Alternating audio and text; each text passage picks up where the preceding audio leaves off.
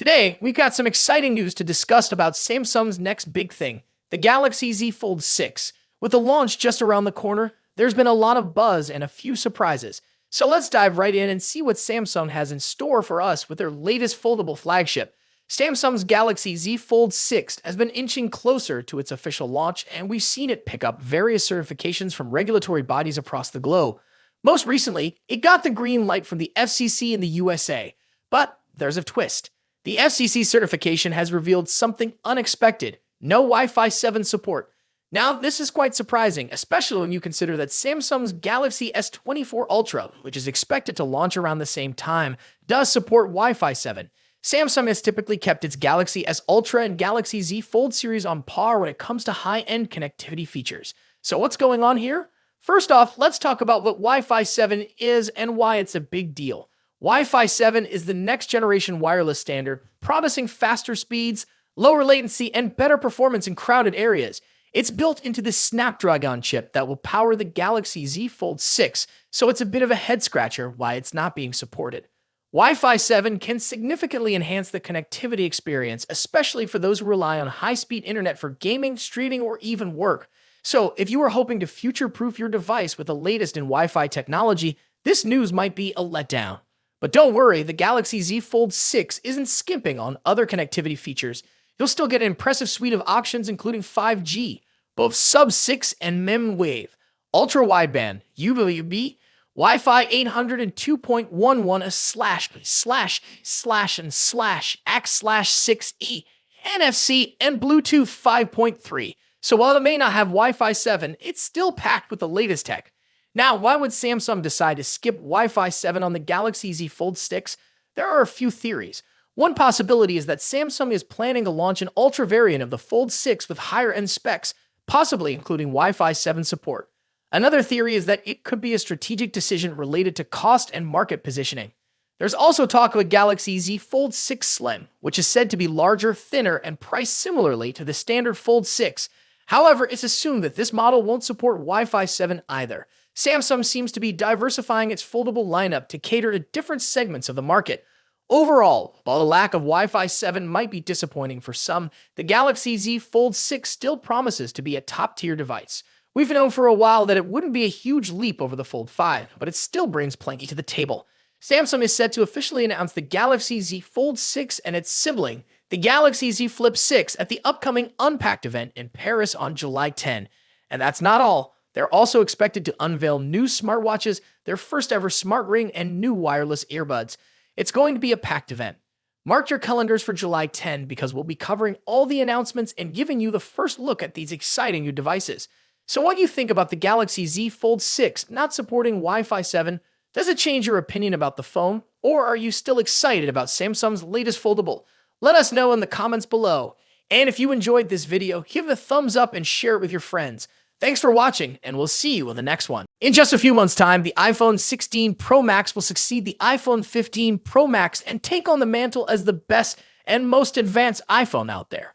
Although there's plenty of time until September and a lot can change, we seem to know a lot about the upcoming top iPhone model based on rumors and leaks. How is the iPhone 16 Pro Max shaping up against its predecessor? What's changing and what's staying the same?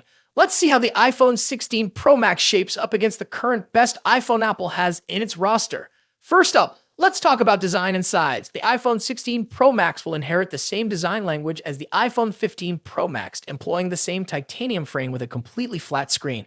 The major difference between the iPhone 16 Pro Max and the iPhone 15 Pro Max will be size. The upcoming iPhone screen will grow to 6.9 inches across, a significant bump over the iPhone 15 Pro Max's 6.7-inch display. To achieve this, they're likely shrinking the bezels down even further and making the phone itself slightly larger overall.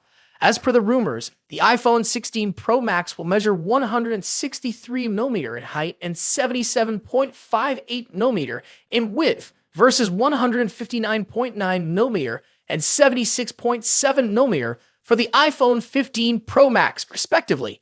A small but notable change, all things considered. The iPhone 15 Pro Max debuted with an action button instead of a mute switch and a USB Type-C port at the bottom, so those two features will be carrying over to the newer model as well. However, the iPhone 16 series will be scoring another button, dubbed the Capture button. Colors-wise, the iPhone 15 Pro Max was available in 4 understated and titanium-inspired colors. We've heard that Apple might use another titanium processing technique that will make the iPhone 16 Pro Max glossier and also more capable of retaining colors. Moving on to display differences. As mentioned, the iPhone 16 Pro Max will come along with a significantly larger display, measuring at 6.9 inches across. Aside from the size, we don't clearly expect any other major changes. We're certainly getting a liquid Retina XDR display with an OLED panel delivering superb colors, contrast, and exceptional maximum brightness.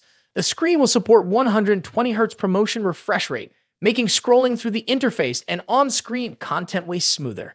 Now let's delve into performance and software. The iPhone 16 Pro Max will feature a second-generation 3nm chip, possibly dubbed Apple A18 Pro. As one can imagine, we expect that the Apple A18 Pro will have better performance than the Apple A17 Pro. Due to the heavily rumored focus on AI for both iOS and the iPhone 16 range, we expect that the iPhone 16 Pro Max will come with a much improved neural engine to take care of all the generative AI features.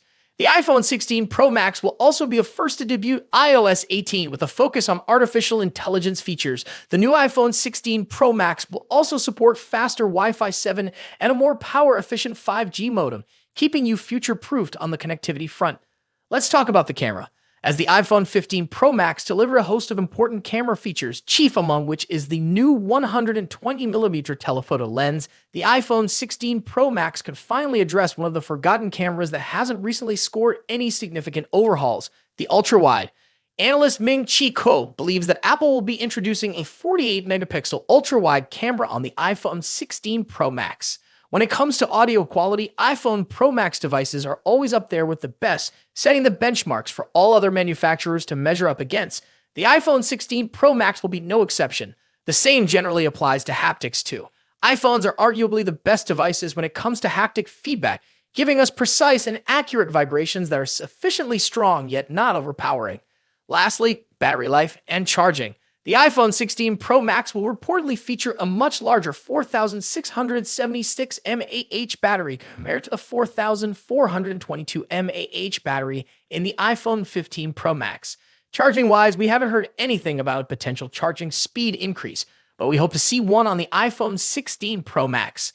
So far, the iPhone 16 Pro Max is shaping up to be a logical improvement to the iPhone 15 Pro Max, delivering key upgrades in important areas like screen size, performance, AI, and battery life. Thus far, we haven't heard anything particular about a potential price increase, so it's safe to assume that the iPhone 16 Pro Max will start at $1,199 for the 256GB version. Of course, if there's an iPhone 15 Pro Max in your pocket, then you'll probably have few reasons to upgrade to the iPhone 16 Pro Max. Stay tuned for more updates on the iPhone 16 Pro Max as we get closer to its release date. Don't forget to like, share, and subscribe for the latest tech news and reviews. Thanks for watching. Until next time, peace.